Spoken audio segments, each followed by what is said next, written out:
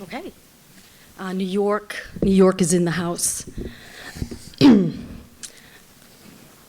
This is the title of my presentation. I'm also a licensed clinical social worker, and I've been working with people with a psychiatric diagnosis and drug users for over a decade. Often they're the same people co-occurring. People who have a psychiatric diagnosis smoke at very high rates. It's no secret to most people here. People who have a diagnosis of schizophrenia, 90% of them smoke cigarettes. Something like 60 to 70% of people with bipolar smoke. And you can go down all the categories of psychiatric diagnoses, very high levels of smoking.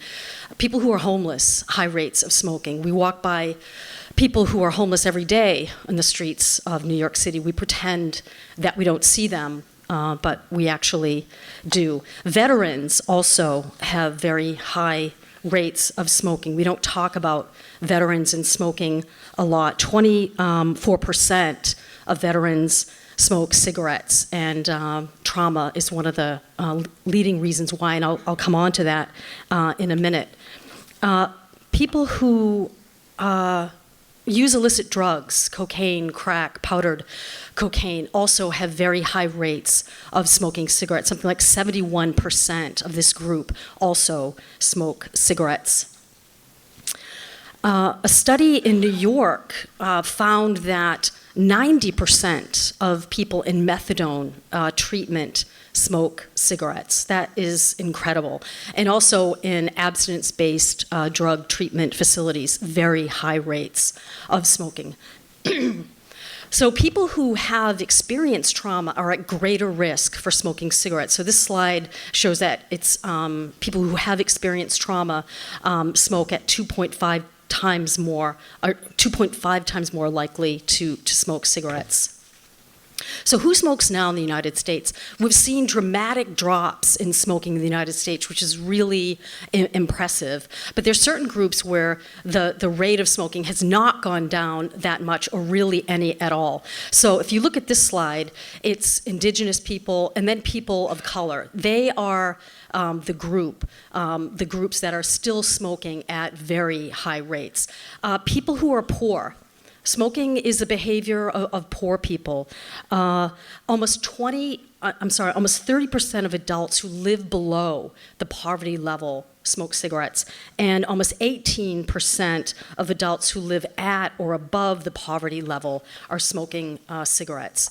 Education level also is a determinant of who smokes. People who have less education tend to smoke more. So really, these are the social determinants of smoking in the United States. It's race, it's class, it's education, it's trauma.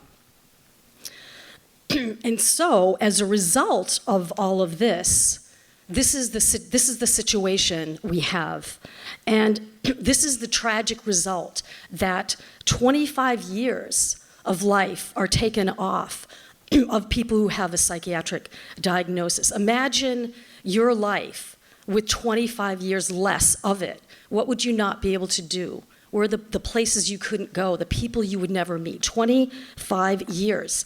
And I don't believe that we would tolerate this in any other group of people. And it's because these groups are vulnerable, marginalized, racism plays a role, class plays a role, and people with a psychiatric diagnosis, these are disposable people in the United States. So it doesn't matter that 25 years are taking off their life. Of the 480,000 people a year die in the United States from smoking-related causes, 200,000 of them are people with a psychiatric diagnosis. So why do these groups smoke at such high levels? Again, I think we know it's the positive effects of nicotine. Nicotine reduces anxiety, it reduces feelings of depression, and if you've ever had anxiety and depression, if you can get out of that, even for 5 minutes or for 30 minutes or 2 hours, you're gonna do it. I know I would. So those effects are very powerful, they're real. Nicotine also increases memory and attention, concentration, and gives people energy. And again, for people with a serious psychiatric diagnosis, to have a drug that can help you get organized and give you the energy to get out of bed and start your day, that is everything. There's many other positive effects of nicotine, which the next panel will talk about. But one of the things that is really interesting is one of the things I say to people who smoke, one of the first things I say is, what do you like about smoking? What are the benefits of it? And almost to a person, they can't tell me. They load up on the negatives. They say it stinks, it's bad for my health, I want to quit. And I'm like, okay, hold on a minute. You've been smoking every single day, many, many times a day for 5, 10, 15, 20 years. There has to be something you like about smoking. There has to be benefits. There has to be something positive. And only then will they say to me, okay, it gives me energy. It helps with the anxiety. And I think the reason people can't just tell us what the benefits are of smoking is because of my profession, mental health professionals, drug treatment professionals, healthcare providers, anti-smoking zealots have so stigmatized and shamed people who smoke and really convincingly made the argument there's nothing positive about smoking, that people are very reluctant to tell you what they like about it. But I believe every single smoker knows what they're getting out of smoking, because human beings don't engage in repetitive behaviors if they're not getting something they like out of it. We're just not made that way. So we have to stop doing that to smokers and let them talk about the benefits of it. And I would say that about other drugs as well. This is a, oops, I think I hit something, okay. This is a quote that I like from Paul Newhouse. He's a scientist. And I really like to think about nicotine as a psychotropic drug and also as medication-assisted treatment. The way we think about methadone, the way we think about buprenorphine, the way we think about heroin-assisted treatment. This is what nicotine is for people. Now I want to just turn in the time I have left to supportive housing in the community, because that's what I've been working in for the past couple of years. And people in the United States, they used to live in psychiatric hospitals way out in rural areas. And in those psychiatric hospitals, there was a deeply embedded smoking culture. People might know about it. If you've seen One Flew Over the Cuckoo's Nest, deeply embedded smoking culture. And so that smoking culture was brought from psychiatric institutions into segregated supportive housing. Much of the housing, at least in New York City, is segregated, where people who have a psychiatric diagnosis live with people who also have a psychiatric diagnosis. And in these housing programs, cigarettes are everywhere. This was outside my window. So cigarettes and coffee, really, the bathrooms, people smoke everywhere in these supportive housing buildings. Maintenance workers clean up cigarette butts. There are burns in people's rooms and in the common areas because almost everybody smokes, at least in the programs that I worked in. Cigarettes are also easily available in the neighborhoods where supportive housing buildings are. And we have in New York City, if you buy a pack, it's about $13. But there's a Lucy economy that operates, and people can buy single cigarettes for 50 cents. They're widely available in many areas of the city. And there is an illicit tobacco economy that operates in New York City. So what happens in these supportive living facilities? What is the role of smoking in these programs? And smoking is very social. Tenants hang out in the back, if there's a backyard, or out in the front, and they smoke and they talk. And socialization is really important for mental health, right? We know that. So that's one of the things that cigarettes and smoking does for people. It's also one of the few things people can give to one another.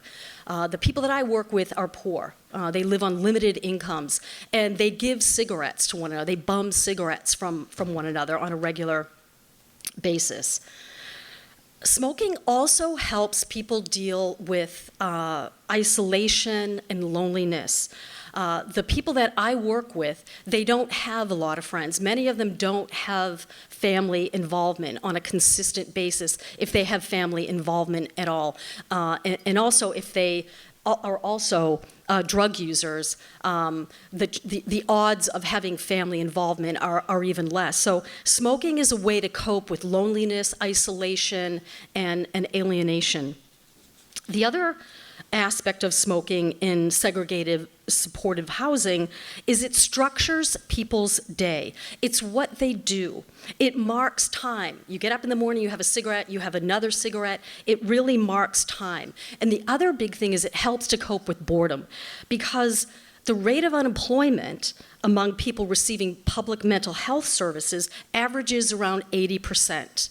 So people who have a psychiatric diagnosis, by and large, are unemployed. So how do you structure your day? And work is so important in so many ways, not just for money, but it connects you with other people.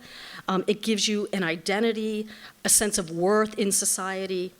And workplaces are smoke-free. So you're in a non-smoking culture typically when you work. So these non-smoking cultures, these spaces, are denied to people by and large who have a psychiatric diagnosis. And what really needs to happen in supportive housing for people who have a mental health condition is we need to create a culture of vaping. We need to supplant the culture of smoking with one of a culture of vaping. And I look forward to the time when we can say, hey, do you want to go outside and vape? Instead of saying, let's go out and have a cigarette. I look forward to the time we can say, hey, you got a nicotine cartridge. Can I bum a nicotine cartridge from you? This is what has to happen. We have to help people do this. We have to give individual support. We have to give group support. Change is difficult in this population. This isn't the only change a lot of people who have a psychiatric diagnosis are trying to make. We know people have to try different brands. So we need to make sure we give a tremendous amount of support to people who want to transition. We can't just give them an electronic cigarette and say, see you later, good luck. That's not going to work. I want to say something about big tobacco. This is a really interesting article. It was published in 2005. And we know from declassified internal tobacco company documents that the tobacco company targeted people with a mental health diagnosis and homeless people. And they called it a downscale market. And despite the low incomes of people who are homeless and have a mental health condition, the tobacco industry analysts knew early on that this was a very profitable market, that they had the desirable characteristics. In other words, the social determinants. These groups have all of those social determinants of who is going to smoke. And what they did was they donated free samples or cartons of cigarettes to drug treatment facilities, to homeless shelters, to psychiatric hospitals, social service agencies. They actually donated hundreds and thousands of cigarettes to these organizations. Which brings me to my last point, and that is reparations. I believe that the tobacco industry needs to pay reparations to these communities for the damage that they have caused. And a concrete way to do that is to make electronic cigarettes available for free to people who have a psychiatric diagnosis. So instead of being purveyors of disease and death, the tobacco industry has a moral and an ethical obligation to help these vulnerable, poor communities transition to electronic cigarettes. Over the decades, tobacco companies have made billions in profits from these groups. people who have a psychiatric diagnosis buy 44% of all cigarettes sold in the United States. They have made profits off the backs of people who have mental health problems. And so I want to see every person who has a mental health condition and wants to switch to vaping, that they be given the support to do that for as long as it takes. And really what we're talking about is 25 more years of life. That is what is at stake. Thank you.